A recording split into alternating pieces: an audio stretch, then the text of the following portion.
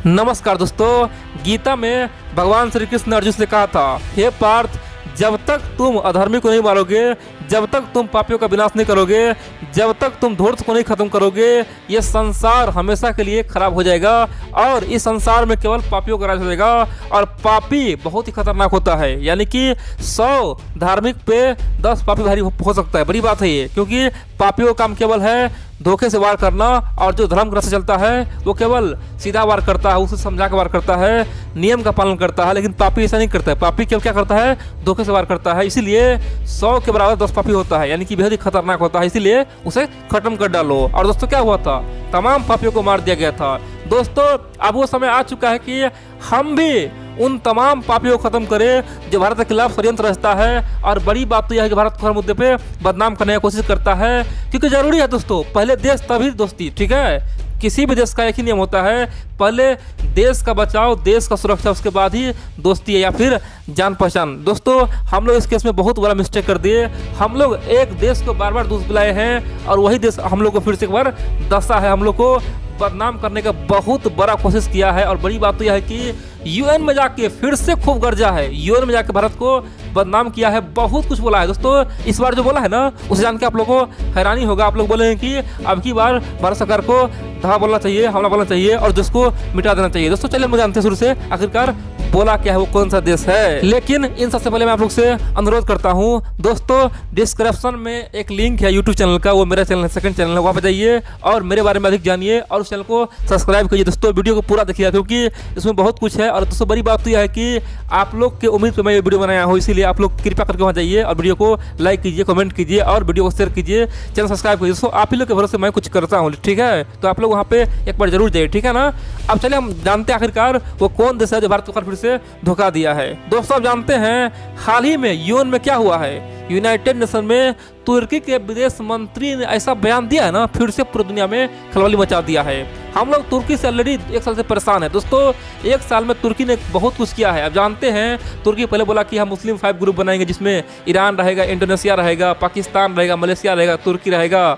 दोस्तों उसके बाद भी भारत के खिलाफ बोला कि अब हम कश्मीर में सीधा एंट्री करेंगे। और बड़ी बात तो यह है कि यूएन में जाके तुर्की के राष्ट्रपति रज्जब तैयब एर्दोगन ने भारत को ओपनली घेरा था और कश्मीर मुद्दा पे खूब बरसा था, खूब बोला था कि ये तो हद हो गया, अत्याचार हो गया है। इतना ही दोस्तों, तुर्की जब पाकिस्तान आया था, पाकिस्तानी संसद में ऐसा बयान दिया था ना, किसी को उम्मीद नहीं था। तुर्की राष्ट्रपति पता क्या बोला था, बोला था कि जो हाल आज कश्मीरियों का है वही हाल हम लोग का 1922 से पहले था, यानी कि वर्ल्ड वार 1 के दौरान था। उस समय तुर्की में संघर्ष कर रहा था, यानी कि कश्मीरियों का जो तुलना है ना, वो तुर्की से कर दिया। बोला कि वर्ल्ड वार से पहले मेरा भी यही हाल था, ऑटोमन एम्पायर में हम थे, मेरा भी यही हाल था। दोस्तों तुर्की खासतौर पे कश्मीर मुद्दा पे बहुत ज़्यादा बोला। और बड़ी बात तो यह है कि हम लोग फिर भी कुछ नहीं कर पाए, हम लोग उस पर एक्शन लेना चाहिए।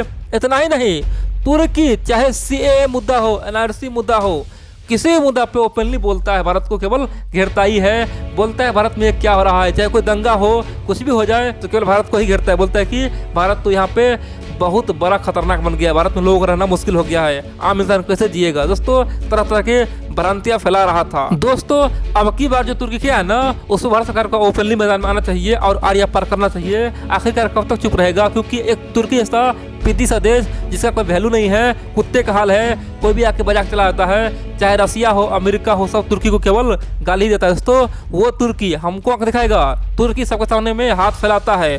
तुर्की का सपना है कि हम पूरी दुनिया का खलीफा बने। दोस्तों तुर्की के अंदर घमंड है, उनका घमंड है कि हम आज से 500 साल पहले, 700 साल पहले भारत गए थे, हमारे यहाँ के लोग भारत गया था और भारत के राजा को हराया था। और बड़ी बात तो वहाँ पे हम राज किए हैं। भारत में जो भी मुस्लिम शासक रहा है सब तुर्किस्तान से था, तुर्की से था। तो आज भी हम वही कर सकते हैं, आज भी भारत को हम कब्जा कर सकते हैं, भारत को तोड़ सकते हैं, पाकिस्तान और कश्मीर दिला सकते हैं, हमारा सिक्का होगा। दोस्तों ऐसा तुर्की का मानना है, खासतौर पे रज्जब तैयब एर्दोगन का मानना है। उनका कहना है कि हम जब खलीफा बनेंगे ना, तुर्की खलीफा बनेंगे, तुर्की को फिर से हम ऑटोमन एम्पायर जैसा पावरफुल बनाएंगे और भारत जैसा देश तो कुछ है ही नहीं, हम उसे तुरंत खत्म कर देंगे। दोस्तों ऐसा वो कई बार बयान दे चुका है और इसी चाहत में भारत को बढ़ के बोलता है। उनको घमंड है दोस्तों। जिस प्रकार रावण का घमंड अधिक दिन नहीं टिका था, उसी प्रकार दोस्तों अब तुर्की का घमंड खत्म करने का समय आ चुका है, क्योंकि ये हम लोग के लिए अग्नि परीक्षा है। कब तक हम लोग तुर्की को झेलते रहेंगे।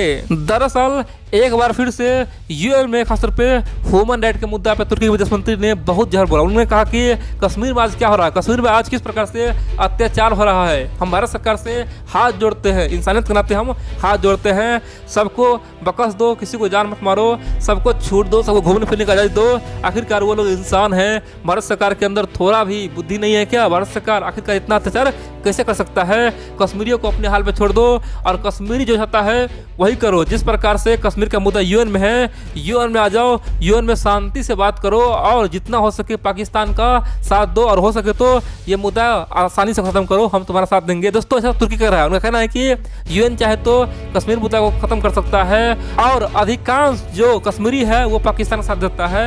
उस अनुसार भारत को पाकिस्तान के साथ मिलकर बात करना चाहिए। दोस्तों तुर्की बहुत कुछ कहा। उनका कहना है कि भारत जबरदस्ती कर रहा है, भारत खतरनाक बन गया है, भारत में तनाशाही हो रहा है, भारत का नीति अब हिटलर जैसा हो गया। दोस्तों तरह तरह के भ्रांटे फैलाया, बहुत कुछ कहा। उन्होंने कहा कि 370 हटा के वहाँ पे जो अत्याचार हुआ है वो इतिहास याद रखेगा। दोस्तों कह सकते हैं ना, भारत को बदनाम करने का फिर से उस पर बहुत बड़ा कोशिश हुआ है। कह सकते हैं कि जो काम पहले पाकिस्तान करता था उससे बड़ा बड़ा काम अब तुर्की कर रहा है। कह सकते हैं कि भारत को बदनाम करने का कोशिश कर रहा है। दोस्तों चाइना बेशक हमारा दुश्मन है, लेकिन कभी भी ओपनली कश्मीर मुद्दा पे इतना नहीं बोला। दोस्तों कभी भी सीएम मुद्दा पे इतना नहीं बोला। अलग बात है पाकिस्तान ने कहने पे उस मुद्दा को यूएन में ले जाता, लेकिन इतना बढ़ चढ़ के कभी नहीं बोलता है। लेकिन दोस्तों तुर्की तो हर बार केवल बढ़ चढ़ के ही बोलता है। आप पूछेंगे हम लोग को अब क्या करना होगा। दोस्तों सिंपल सी बात है, हम लोग तो बहुत बड़ा गलती पहले भी कर चुके हैं। ग्रीस कई बार हम लोग से हाथ फैलाया कि आप हमें मदद कीजिए, हमारा साथ दीजिए।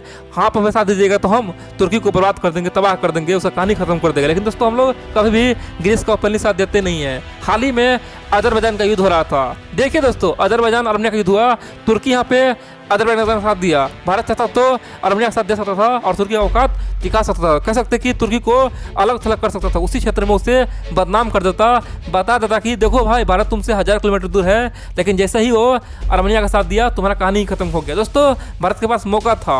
दूसरा क्या था? दूसरा यह है कि हम लोग तुर्की से जो भी हथियार खरीदते छोटे मोटे पाट पुर्जा उसे बंद करना चाहिए। और हम लोग अभी भी दोस्तों तुर्की को 5 नेवी के लिए सी बनाने के लिए बोले हैं। दोस्तों तुर्की को हम लोग 5 नेवी के लिए सी बनाने के लिए बोले हैं। दोस्तों हम लोग चाहे तो उस वेसल को हम लोग रद्द कर सकते हैं।